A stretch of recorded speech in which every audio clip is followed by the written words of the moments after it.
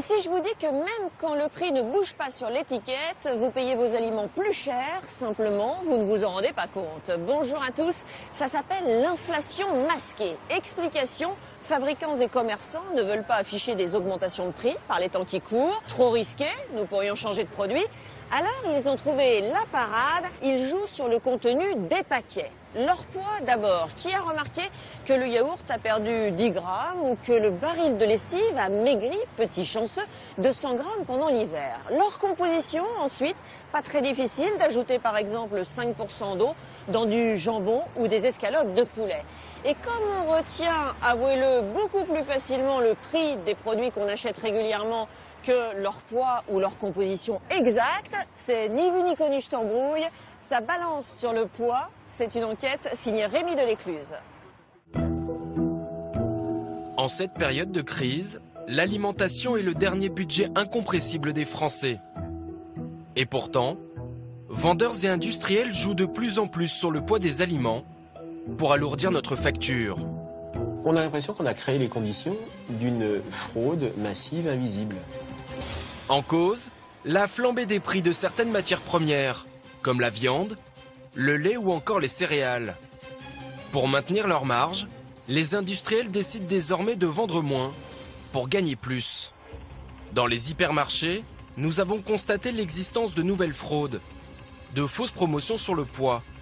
50% de ces offres seraient moins avantageuses que la promesse affichée. Je devrais avoir ce pack à 4,56 €. Or, il est vendu aujourd'hui à 5,47 €. Il y a moins d'une bouteille gratuite. Vous allez également découvrir que la plupart des produits que vous achetez depuis des années ont fondu en toute discrétion. Ce type de gâteau me semble vraiment plus petit qu'à une époque. Car le poids est devenu le moyen idéal d'augmenter les prix sans que le consommateur ne s'en aperçoive. Avant, ce paquet faisait 235 grammes. Maintenant, il n'en fait plus que 221. Et bien sûr, le prix n'a pas bougé. Aujourd'hui, la problématique poids est directement intégrée dans le processus de fabrication des aliments. Nous avons remonté la filière de produits très populaires comme la glace. Certaines matières premières sont tout simplement remplacées par de l'air. La glace, il y a de l'air dedans, oui. C'est sûr que plus on met d'air à l'intérieur, plus on fait de marge. Enfin, nous nous sommes penchés sur les nouvelles recettes des plats préparés. L'eau, l'ingrédient low cost par excellence, est désormais utilisé pour alourdir les portions. Quand on vend l'eau au poids d'un autre ingrédient, c'est tout bénéfice pour l'industriel. Enquête sur le véritable poids de nos aliments.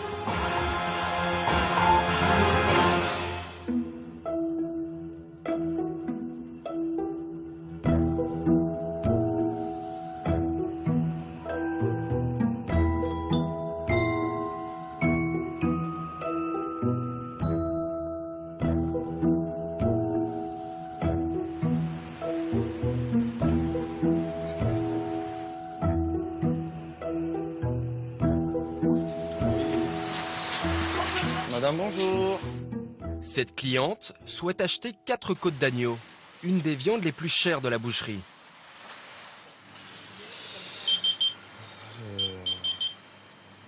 Ça, c'est 40 € le kilo. Ça. Voilà. Là, ça fait 3,39 € pour une côte d'agneau qui fait 85 grammes. Donc, retirez le gras. Mais en quelques secondes, cette côte d'agneau à 40 € le kilo va subir une cure d'amaigrissement. On a perdu 40 grammes. Soit une perte d'1,60 €. Voilà. 1,60 € de gras que cette cliente a payé, mais qui finiront à la poubelle. La côte d'agneau de cette cliente, une fois préparée, vient de passer de 40 € le kilo à 75 €. Merci madame, bonne journée, au plaisir, au revoir. Si vous allez au supermarché que vous achetez de la viande sous cellophane, elle est déjà pesée et donc elle est vraiment au prix, on imagine qu'elle est au vrai prix et donc moins chère. Mais pour Sébastien, ceci est tout à fait normal. En fait, on l'achète brut Et donc les clients, ils payent de la viande brute et ensuite on la prépare. C'est comme quand on achète 1 kilo de clémentine, on achète 1 kilo de clémentine avec la peau, même si on ne la mange pas. En fait, en facturant le gras qui finit à la poubelle, Sébastien fait payer la préparation de la viande à ses clients. Voilà, ça c'est une côte de bœuf brute. On la met telle qu'elle dans la vitrine. Ce boucher n'est pas malhonnête. La plupart de ses confrères usent de ces mêmes pratiques. Et ce ne sont pas les seuls commerçants à utiliser le poids pour jouer sur les prix. Merci, au revoir madame, bonne journée.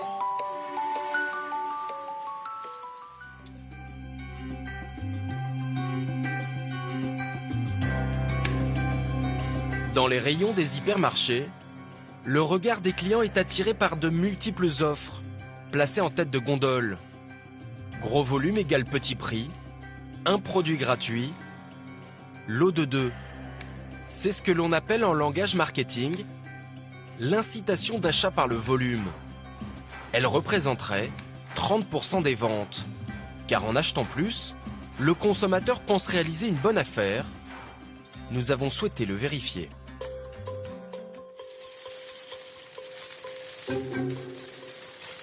À 55 ans, Gaëlle est une consommatrice particulièrement vigilante. En bonne mère de famille, elle se méfie des offres trop alléchantes. L'eau de 3 lardons fumés à 600 grammes, donc c'est 3 fois 2. Ça. Gaëlle ne note pas les prix affichés mais le prix au kilo. Une information obligatoire, présente sur chaque étiquette et qui va permettre à la mère de famille de comparer les promotions avec les produits au tarif normal. Pour les trouver, elle doit souvent parcourir des dizaines de mètres dans les rayons. Donc 1,59 le paquet, 7,95 le kilo. Ah oui, en promotion c'est plus intéressant, c'est 5,42 le kilo.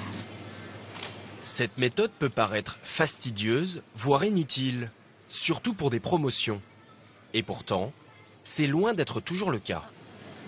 Alors, pour les 2 paquets, sont vendus à 6,39 €, ce qui fait le kilo à 12,78 €.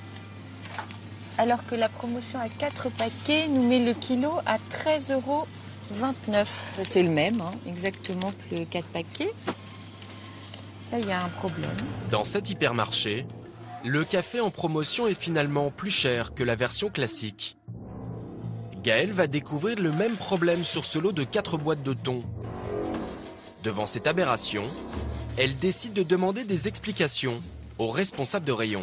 Le lot de 2 est moins cher au kilo que le lot de 4. Et il y a la même chose pour le thon. D'accord. En 4, il est plus cher que par 2. Pour la même qualité, la même catégorie. Bon, effectivement, donc ce n'est pas normal, puisque normalement un lot de 4 doit être moins cher au kilo qu'un lot de 2. Alors nous, ce qui arrive au niveau de Taro, c'est qu'on a une politique de prix décentralisée. Donc nous, on s'aligne sur le prix de la concurrence locale. Et ce qui est possible par rapport à un prix national, c'est qu'on soit moins cher. C'est parfois incompréhensible pour le client au niveau des consommateurs, mais c'est la réalité. Ce responsable l'admet, il y a un problème avec ces promotions. Aux yeux de la loi, il devrait retirer de ses rayons toutes les offres non conformes.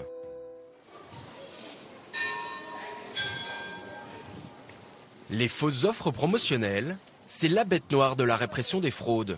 À Rouen, 2 inspecteurs de la DGCCRF, Bénédicte Schmitz et Michel Guerrier, en ont fait leur combat. Là, il y a aussi le plus 15% gratuit. Ça, c'est la même chose. Hein. Sur le pamplemousse rose. Aujourd'hui, ils passent au crible inopinément toutes les promotions de cette grande surface. Dans leur viseur, les promesses de gratuité. Comme ici, pour 3 bouteilles achetées, une offerte. Une bouteille à l'unité qui est vendue 1,52 €. Et donc de l'autre côté, vous avez 3 bouteilles plus une gratuite. Donc si je multiplie 1,52 € par 3, Cela fait 4,56 €, donc je devrais avoir ce pack à 4,56 €. Or, il est vendu aujourd'hui à 5,47 €. Il y a moins d'une bouteille gratuite. Selon ces agents de la DGCCRF, plus d'une offre de gratuité sur 2 ne respecterait pas sa promesse. Avec allégation de gratuité, on constate assez souvent que la gratuité réelle est inférieure à la gratuité indiquée. Parfois même, il n'y a aucune gratuité. Et dans des cas extrêmes, le produit est plus cher. En droit, ces fausses promotions sont considérées comme une pratique commerciale trompeuse. Ce magasin risque jusqu'à 187 500 € d'amende. Mais dans les faits, les condamnations sont rares. En 2010, 391 supermarchés ont été pris la main dans le sac, mais seuls 12 d'entre eux ont été condamnés.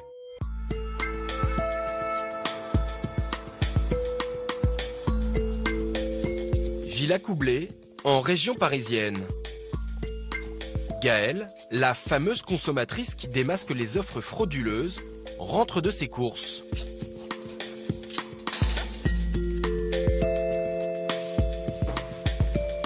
Depuis quelques mois, son premier réflexe est de sortir sa balance. Car elle l'affirme, elle aurait détecté une autre anomalie de poids. Je repèse les aliments que j'ai achetés parce qu'il m'est arrivé de constater que le poids ne correspondait pas exactement. Donc de temps en temps, je m'amuse à vérifier si les grammages correspondent à ce qui est indiqué. Pour ce paquet de saumon par exemple, le poids net affiché est de 180 grammes. Pour le repeser, elle va donc enlever l'emballage. J'utilise toujours ma balance de la même façon, donc je mets un petit plat que la balance se prend en compte, en mémoire, elle se remet à 0 et ça va nous permettre d'avoir le poids du saumon qui est de 165 grammes au lieu des 180 grammes annoncés. Il y a quand même 15 grammes de différence, c'est important sur 180 grammes, ça fait presque 10%. Puis vous imaginez, dans la production industrielle, 15 grammes par paquet, c'est énorme à la fin de la chaîne. Gaëlle va également constater un écart de 10 grammes sur ses saucisses. Elle décide d'appeler le service consommateur de la marque pour obtenir des explications. Il se peut qu'il y ait eu un dysfonctionnement, si vous voulez. Normalement, c'est calibré, si vous voulez, elles font toutes la même taille et normalement toutes le même poids. Après, il se peut qu'il y ait eu des dysfonctionnements sur la machine de calibrage. Quoi qu'il en soit, je fais remonter l'information à l'usine et puis je vais me permettre de prendre vos coordonnées pour pouvoir vous envoyer un courrier avec un dédommagement pour ce produit. Très bien, au revoir. Bonne journée à vous. La balance de cet industriel serait défaillante. Ce qui est étonnant quand même, c'est que ça semble normal. Ça n'a pas eu l'air de la surprendre du tout en fin de compte. Ces quelques grammes en moins pèseraient en réalité très lourd. Ce fabricant de saucisses vend 70 millions de paquets chaque année. S'il manquait 10 grammes par unité, l'opération pourrait rapporter jusqu'à 3,5 millions d'euros par an.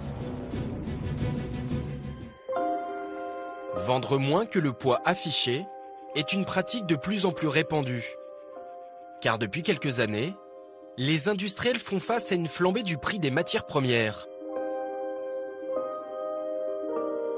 En 10 ans, le prix de la viande a augmenté de 83%.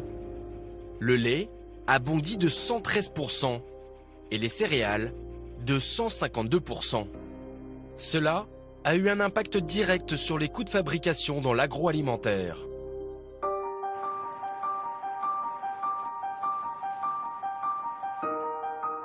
Christophe Labbé est journaliste spécialisé de la consommation.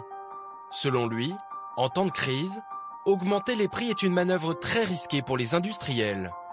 On essaie de rester dans une fourchette et on adapte en fonction du cours des matières premières. Et dans ce schéma-là, la triche sur le poids, pour certains, est une variable d'ajustement. C'est une fraude qui rapporte en bout de chaîne, à grande échelle, sur l'ensemble de la production, et qui rapporte beaucoup. Dans un contexte où chaque gramme vaut de l'or, certains industriels n'hésiteraient donc pas à se mettre dans l'illégalité en trichant sur le poids réel de leurs produits. Pour lutter contre cette fraude, l'État a créé une brigade, la Directe. Sa mission, contrôler les instruments de mesure comme les balances au sein des usines. Bonjour monsieur. Contrôle de la Directe. Nous effectuons un contrôle de vos instruments de pesage. Cette usine commercialise 4000 tonnes d'agneaux par an. Avant d'être mise en vente, chaque barquette est pesée, car c'est le poids qui va déterminer son prix. Vous pouvez nous montrer où sont les 3 chaînes de production? Oui. Vous avez la première qui est juste devant vous, là, qui pèse les caissettes qu'on appelle. Oui. Les 2 agents vont prélever des barquettes au hasard, pour ensuite les repeser avec leur propre balance. Alors, 827. 827. On a toujours un peu l'appréhension d'avoir des erreurs. Hein. 631. C'est bon. Impeccable. Mais rapidement, les agents vont constater des écarts entre le poids affiché 332 et le poids réel. 326. Tant que cette différence ne dépasse pas 4 grammes, le directeur reste dans la légalité. C'est ce que l'on appelle l'écart toléré. Mais sur certaines barquettes, Brigitte et René vont découvrir un écart de poids beaucoup plus important. Alors, 1445, 1414, 1585, 1555. On trouve toujours nos 30 grammes. Ouais, il y a 29, 30. Le lot que nous contrôlons, on a 30 grammes d'écart au déficit du consommateur. Le 5e, 1470, 1439. Un écart significatif, toujours le même, et toujours au détriment du consommateur. Ce sont les signes caractéristiques d'une fraude. Visiblement, le directeur prend ça plutôt à la légère. Ça peut arriver, je veux dire, rien n'est infaillible dans la vie. C'est quelque chose qui est infaillible. Non. Donc voilà, donc là on constate, on n'a rien caché, il n'y a rien à cacher. L'écart de poids est 6,5 fois supérieur à la limite autorisée. Les inspecteurs vont maintenant chercher à estimer l'ampleur de la fraude. Vous avez vu que sur deux chariots, oui, vous avez un déficit systématique de toutes vos barquettes sur 30 grammes. Alors, par journée, vous avez une moyenne de combien de... Vous conditionnez, oui. 400 kilos. 400 kilos. Le directeur semble enfin réaliser la gravité de la situation. Pour nous, c'est une... Vous savez, malheureusement, c'est une fraude. Je la reconnais, hein, je ne peux pas dire le contraire. Et puis, je ne me l'explique pas. En vendant des barquettes lestées de 30 grammes chacune, ce directeur réaliserait un gain illicite de 1 800 € par mois. Il risque jusqu'à 75 000 € d'amende pour tromperie sur la quantité. Ces pratiques sont donc très risquées. Mais les industriels ont plusieurs cordes à leur arc. Ils ont imaginé d'autres techniques, cette fois-ci, tout à fait légales. À force de faire attention au poids de ses aliments, Gaëlle est devenue malgré elle une experte en la matière. Voici ce qu'elle vient de découvrir sur des produits qu'elle consomme depuis des années. Oui, j'ai remarqué par exemple que pour ce type de gâteau, le diamètre a changé. Il me semble vraiment plus petit qu'à une époque. Et les contenants aussi des sirops alimentaires pour les goûter aussi ont particulièrement réduit. Mais je ne peux pas le prouver. Gaëlle n'est pas la seule à avoir remarqué ces changements. Une association française de consommateurs a examiné à la loupe les évolutions de quantité de certains produits. En 2008, ce paquet de gâteaux est bien passé de 330 grammes à 300 grammes. Pour que le consommateur ne s'en aperçoive pas, à l'intérieur on trouve le même nombre de biscuits. En revanche, le diamètre du gâteau a été réduit. Selon cette association, le prix n'aurait pas baissé. Cela correspond à une hausse de 10%. Des dizaines de produits ont ainsi subi un régime drastique, comme ces tranches de jambon qui ont perdu 10 grammes chacune. Ces célèbres crèmes dessert ont également fondu. Les pots sont passés de 125 grammes à 115 grammes. Pour ce café, le fabricant a décidé de retirer 2 dosettes de ses paquets.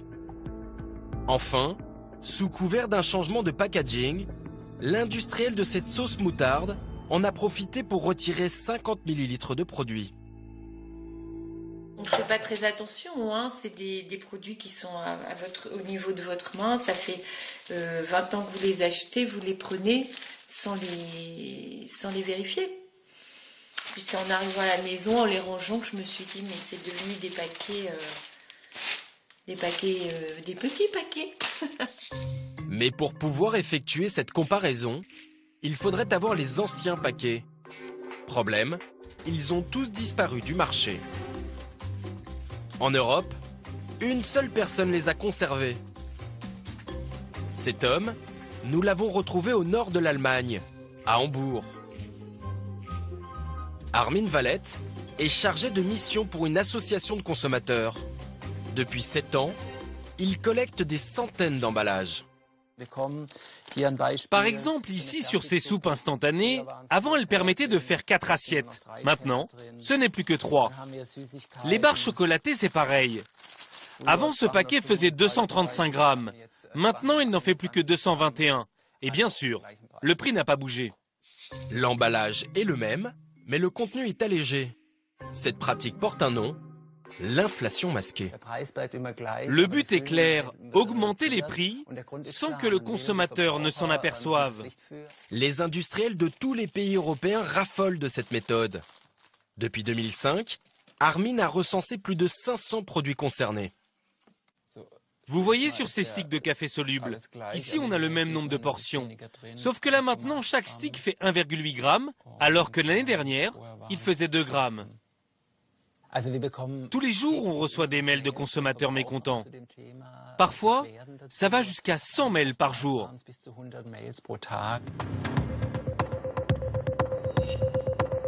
Jusqu'à présent, certains produits de grande consommation comme le riz, le fromage ou encore les céréales échappaient à ces inflations masquées. Le riz, par exemple, ne pouvait être commercialisé qu'en 7 formats différents, dont les plus courants étaient 250 grammes, 500 grammes et 1 kg. Mais en 2007, le Parlement européen fait volte-face et libéralise les formats de tous les aliments emballés. Le riz peut désormais être vendu dans des paquets de 450 grammes, un format qui n'existait pas auparavant. On trouve également du beurre en plaquettes de 100 grammes. Jusqu'à présent, il ne pouvait être vendu en dessous de 125 grammes. Pour le sel, c'est exactement la même chose. Il est désormais proposé en format de 68 grammes, alors que lui non plus ne pouvait être vendu en dessous de 125 grammes. Des bouleversements qui ne vont pas dans le sens de l'intérêt du consommateur, selon le journaliste Christophe Labbé. En fait, le consommateur, il voit de moins en moins clair. Parce que quand vous avez un format standardisé, vous êtes en mesure de comparer les prix, à peu près.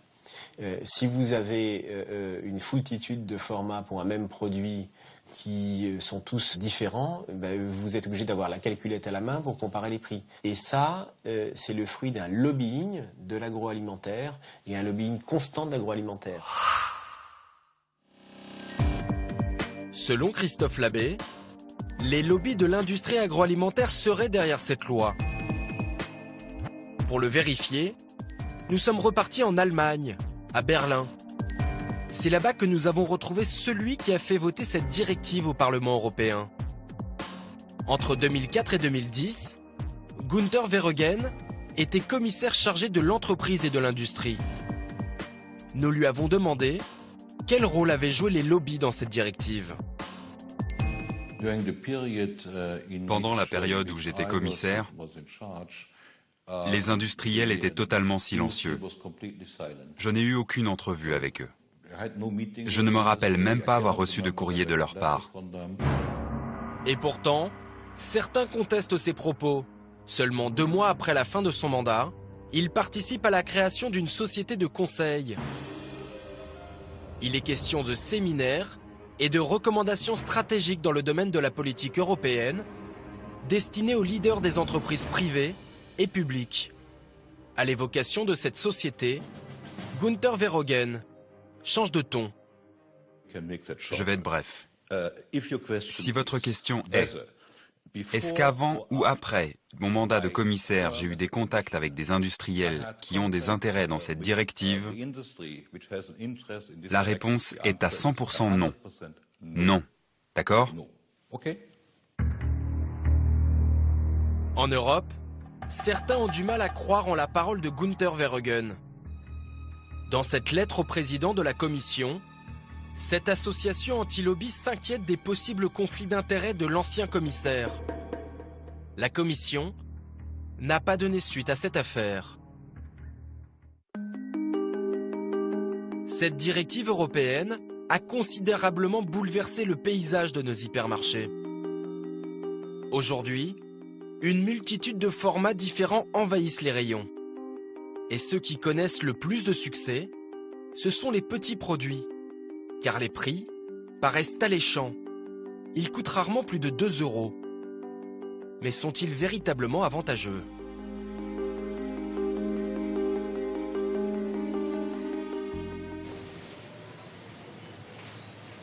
Delphine travaille pour une association de consommateurs. Elle se méfie particulièrement de cette nouvelle vague de produits. Dans son viseur, la version mini d'un camembert, ici à gauche sur l'image, vendu à seulement 1,10 €. Si vous ne regardez que le prix d'achat et pas le prix au kilo, vous allez aller sur le petit parce qu'il est à 1,10 €. Alors que si vous le comparez au kilo, c'est lui le plus cher.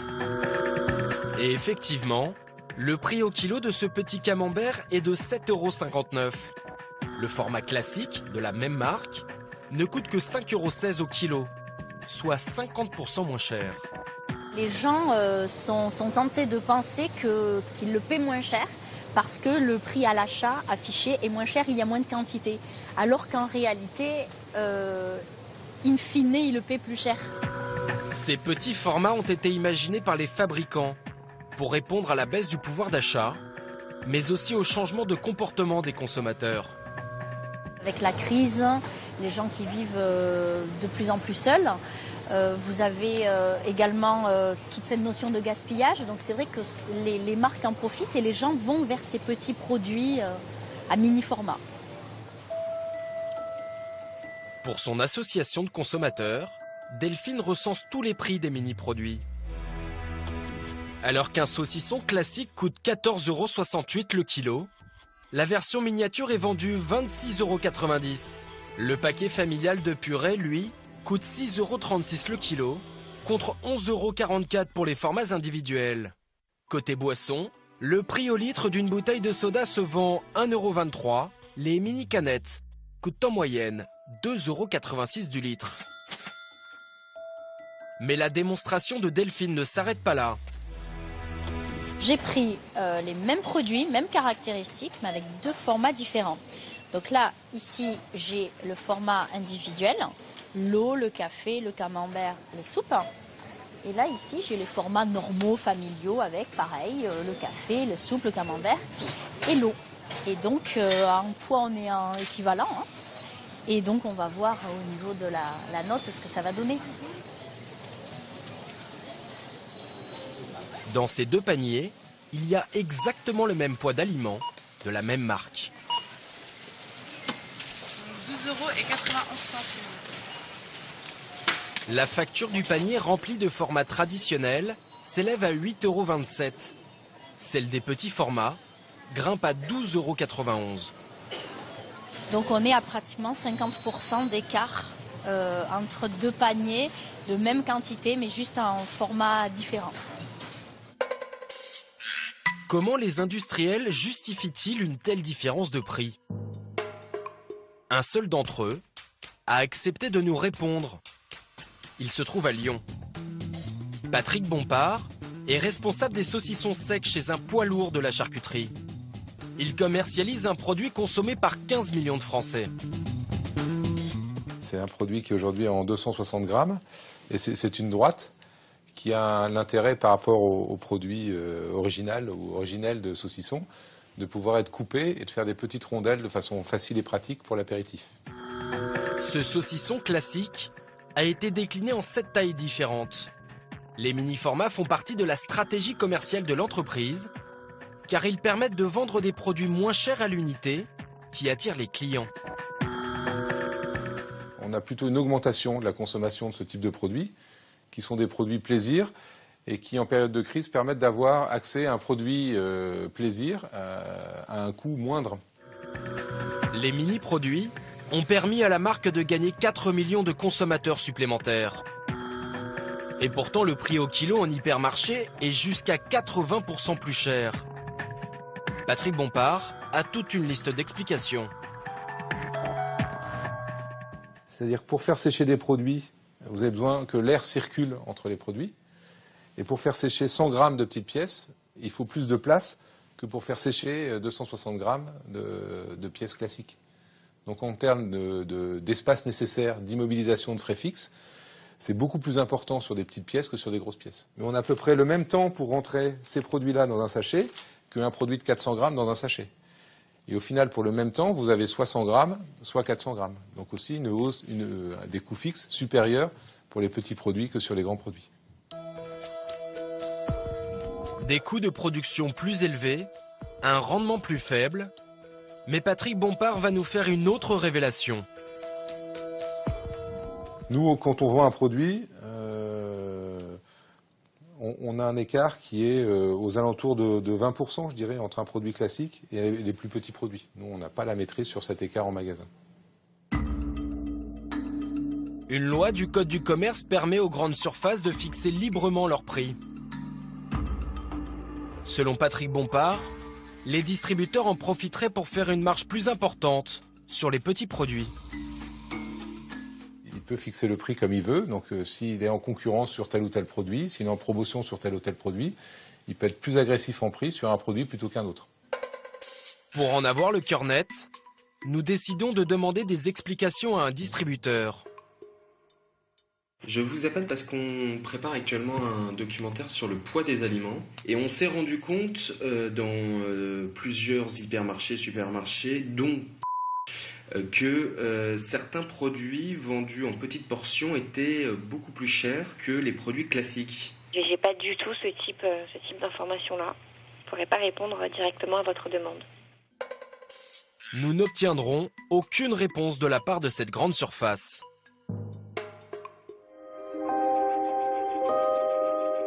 Les prix pratiqués sur les mini-produits sont de plus en plus contestés par les associations de consommateurs. Alors, pour ne pas diminuer le poids de leurs aliments, désormais certains fabricants préfèrent modifier la composition de leurs recettes pour qu'elles coûtent moins cher à produire. Carros, en Provence. Stéphane Bernardoni dirige une entreprise de crème glacée, l'un des aliments préférés des Français. C'est bon, Georges? Tout va bien, c'est fini? Donc on peut la turbiner à 1 heure, elle sera assez maturée? Oui, elle a 3 heures de maturation. Ok, 3 heures de maturation. Ce matin, ils produisent de la glace à la vanille. Tous les ingrédients sont mélangés et passent de cuve en cuve pour cuire ensemble, puis refroidir. Donc là, notre vanille est maturée. Une fois que la glace est reposée, c'est un peu comme de la pâte à crêpes.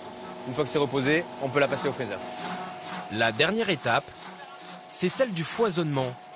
Là où la glace passe de l'état liquide à l'état solide. Là, il y a un arbre avec des couteaux qui grattent le tour. Ça refroidit autour et ça gratte ce qui est au fur et à mesure congelé. Et à l'intérieur, il y a l'air qui est incorporé, d'où le foisonnement. On injecte de l'air pour faire de la glace.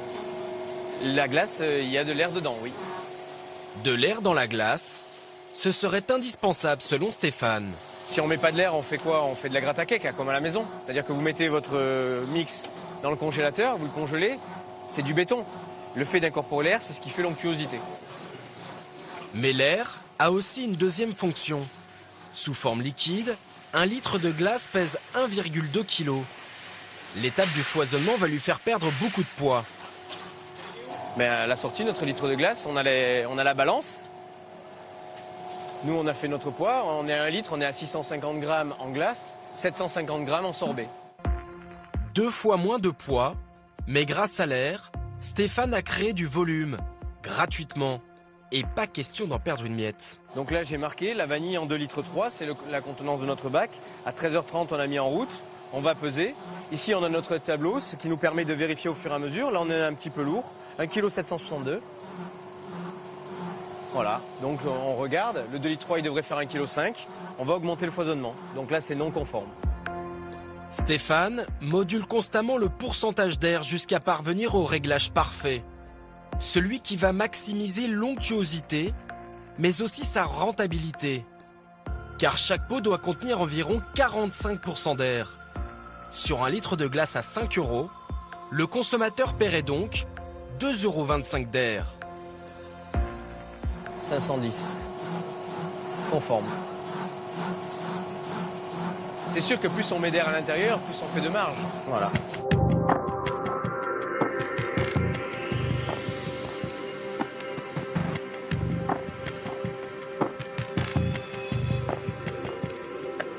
La loi l'autorise à mettre 50% d'air dans sa glace.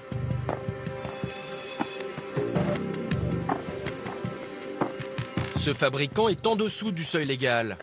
Ses pots de glace, il les vend 5 €, presque 2 fois plus cher que ses concurrents. Mais chez lui, il y a moins d'air. Donc forcément, quand un mec il me dit ouais, elle est moins chère chez un tel, je dis mais pèse-la et tu verras, il te met rien dedans. Tu vends que de l'air. Si Stéphane Bernardoni remplaçait 25% d'air présent dans sa glace par les ingrédients traditionnels, le prix de vente d'un pot passerait alors de 5 € à environ 7,50 €, soit 50% plus cher.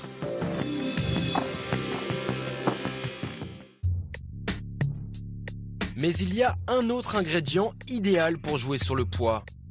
Les industriels l'affectionnent car il est presque aussi bon marché que l'air.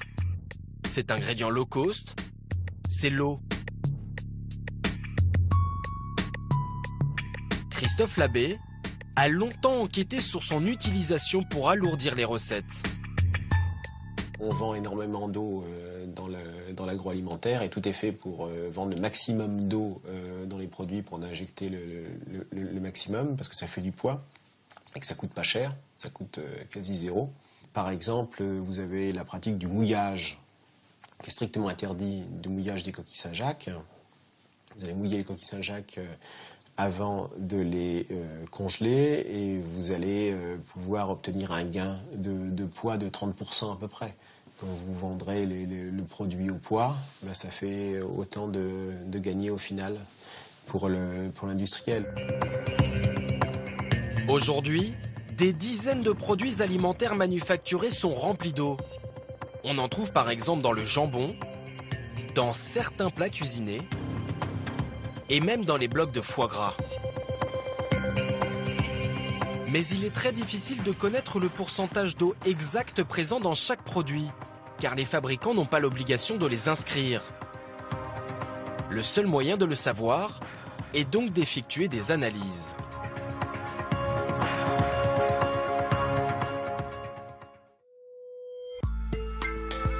Laboratoire départemental du Morbihan.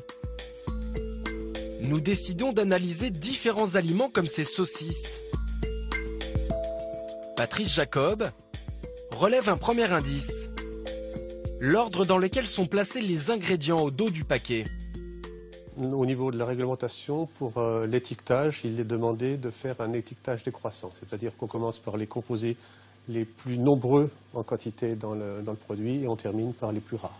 Sur le plan réglementaire, la présence de l'eau en deuxième position signifie que c'est le deuxième composant le plus important dans ces saucisses. Pour analyser sa teneur en eau, la saucisse est broyée. Puis elle est mise dans une étuve afin que l'eau s'évapore. Les scientifiques comparent ensuite le poids avant et après évaporation pour en déduire le pourcentage d'humidité. Ces saucisses sont composées de 60% d'eau, mais une partie est naturelle. On peut considérer que la viande de porc contient 70% d'eau Donc elle apporterait 40% de cette eau dans la saucisse. Les 20 autres pourcents sont effectivement de l'eau qui a été ajoutée.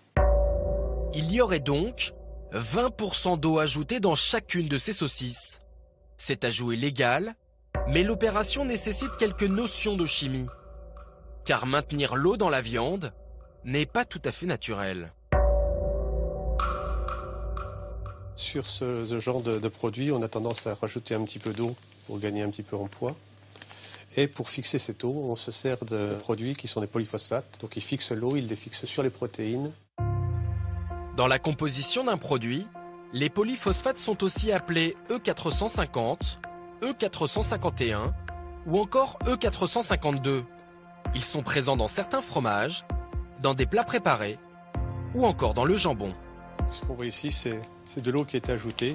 On voit que ça suinte par rapport à la viande parce qu'en fait, le rôle du polyphosphate ne dure pas forcément très longtemps dans le temps et il finit toujours par relarguer. On voit les gouttes d'eau donc qui suintent un peu partout. On les voit bien sur l'emballage. À ce jour, les polyphosphates n'ont fait l'objet d'aucune étude permettant de connaître les véritables effets sur notre santé. Ils seraient suspectés de causer une hyperactivité chez les enfants, ainsi que des troubles digestifs. Le polyphosphate est l'additif préféré de l'industrie agroalimentaire. Mais il est aussi le plus secret. Aucune marque contactée n'a souhaité nous en parler. Le seul à avoir accepté de nous montrer comment il s'utilise est un repenti de la profession.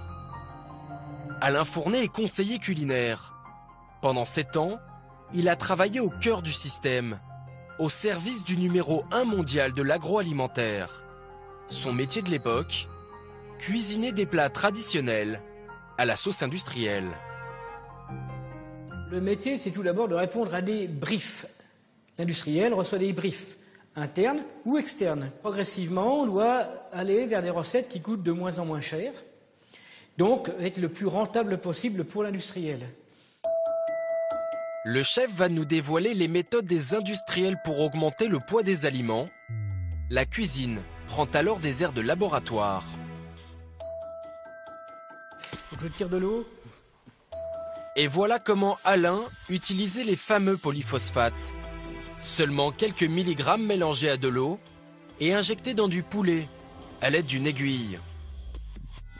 Si je le faisais industriellement, il y aurait 2 façons de le faire, ou en injectant avec par machine, avec des grosses aiguilles qui piquent. Le poulet, c'est trop petit. Donc le poulet, lui, on le fait surtout par barattage.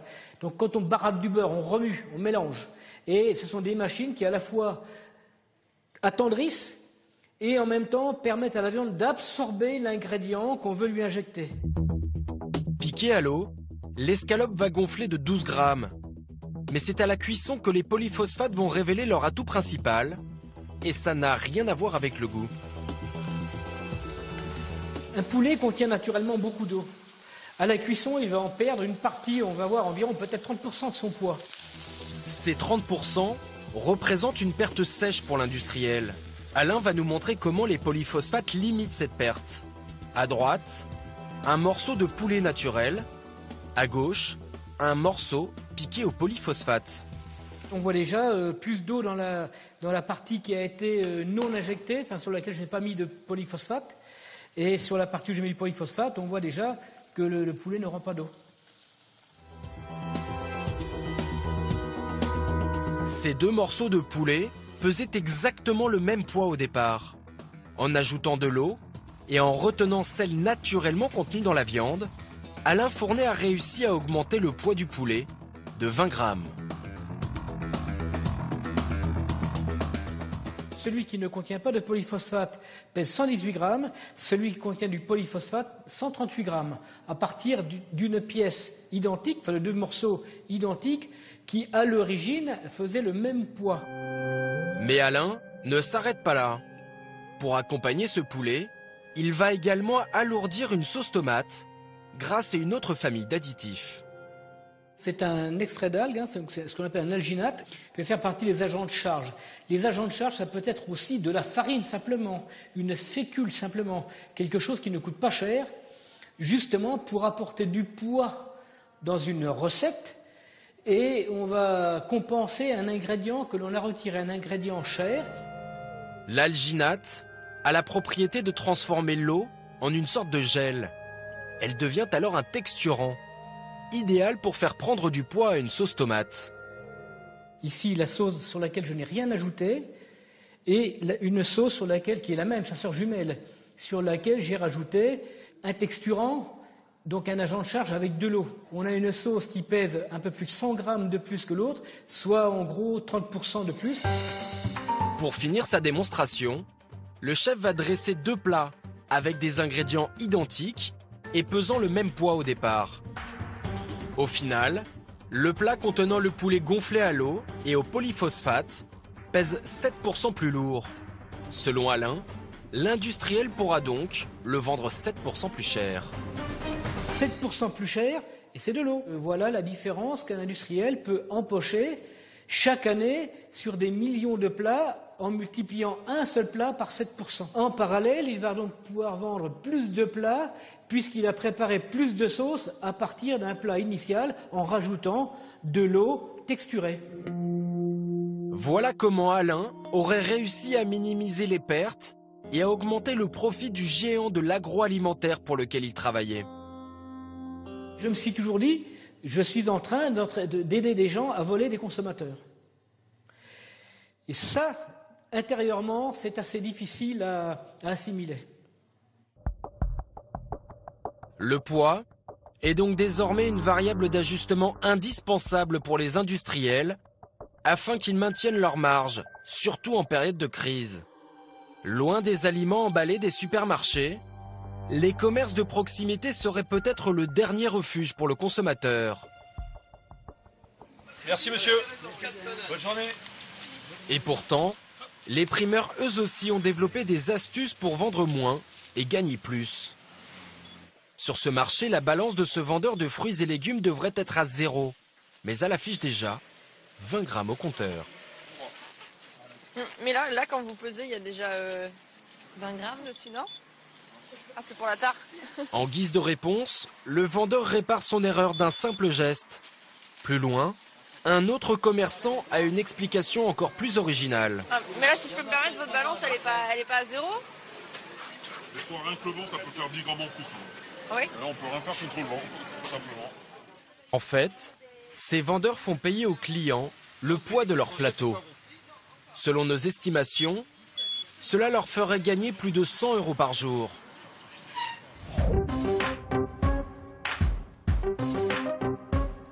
À Valréas, dans le sud de la France, nous retrouvons Brigitte et René, les 2 inspecteurs de la Directe, la répression des fraudes. On commence là? Oui, donc, ok, par là. Allez.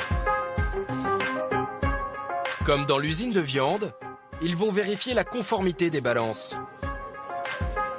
Bonjour monsieur la Directe, on vérifie votre balance.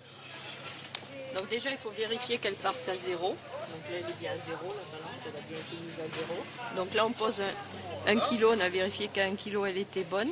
On essaye à 2 kilos. Et bon, la balance affiche bien 2 kilos. Donc elle est juste.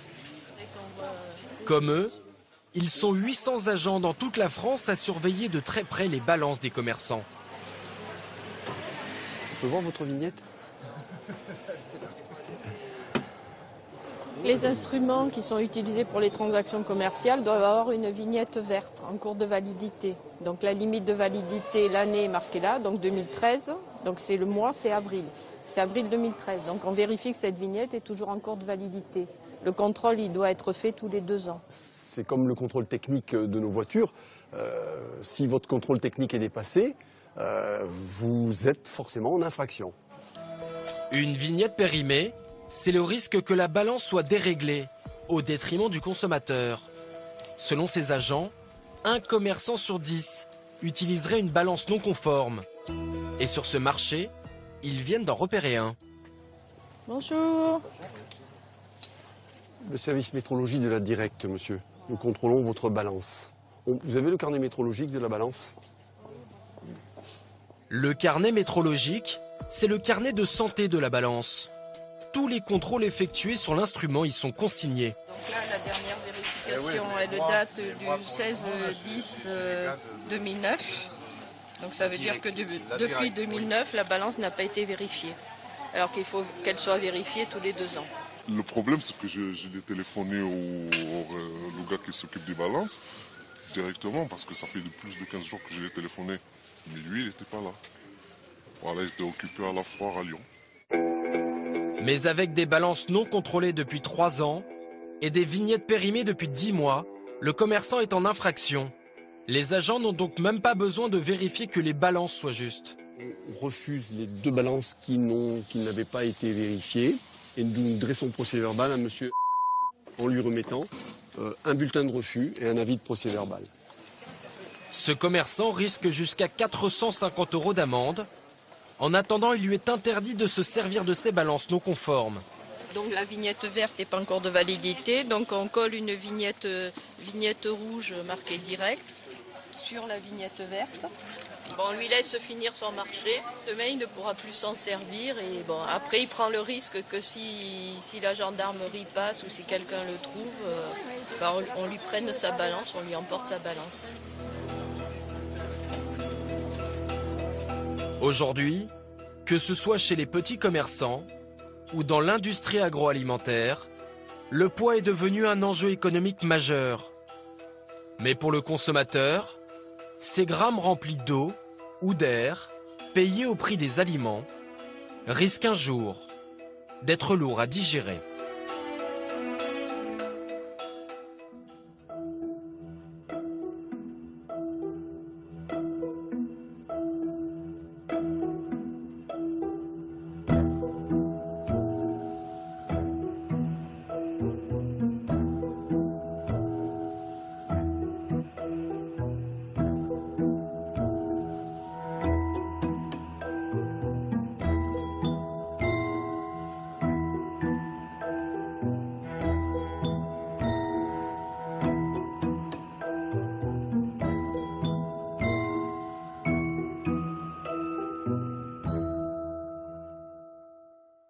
Voilà autant de procédés qui ne sont pas interdits, juste pas très réglo vis-à-vis de nous, consommateurs. Alors on ouvre l'œil, on a bien compris qu'il n'y a pas que le prix qui compte quand on achète un produit. Bye bye, je vous dis à très vite sur France 5.